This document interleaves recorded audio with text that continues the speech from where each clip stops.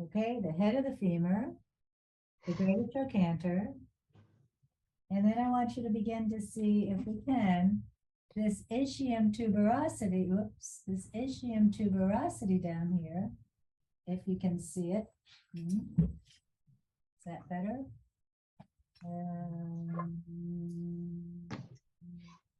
It's sort of a round thing that sticks out here, right? But it's curved. So it's curved like this. And it's perfect for rocking. Okay, and that's what you want to start to think about. Now, when the pelvis from the ischium tuberosity starts to rock, if you can see my hand here, whoops, the socket is going over the head of the femur. And that was one of Feldenkrais's ideas. Often we take the head of the femur and move it around the ball in the socket. So the ball is moving around the socket here. It can go up, it can go down, it can make a circle. That's where the ball is important. But here, you're telling the socket to roll over the ball, which is a different mind goes to your mind differently. Goes to, therefore, the mind is sending maybe some different messages to different muscles. Okay, so but you're getting the same action in the joint, movement. Okay, and we want movement in the joint because that's the only way we're going to keep fluid in the joint. It's the only way we're going to keep arthritis at bay, right? Okay, so it has to have some movement around each joint. And I know Suzanne said that her knees are having trouble bending. So something along those lines will keep her in port.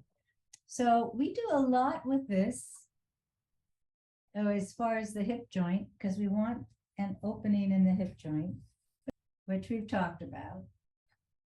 But we want to start to think as though what a finger is able to differentiate each of the vertebrae. And now the lumbar down here, of course, can't rotate. So specifically for you, Sherry, and for Liz, actually, when we do any kind of rotation of the pelvis, we want to bypass the lower back. So I call it this girdle of air. So we'll talk about that in just a minute. But we want to keep this very solid. And if there's any rotation in the pelvis, it also has to involve softening of the ribs.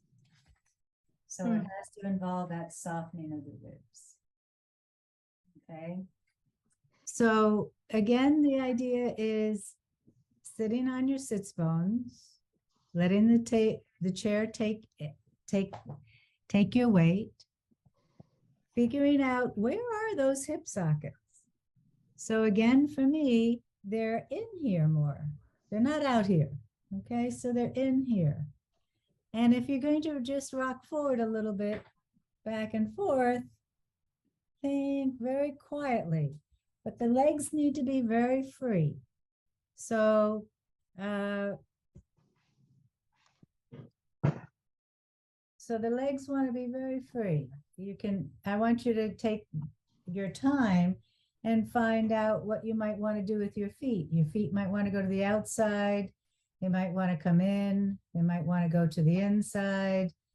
Find out where those feet can be that are comfortable for you. And you know they're comfortable when you're breathing easily.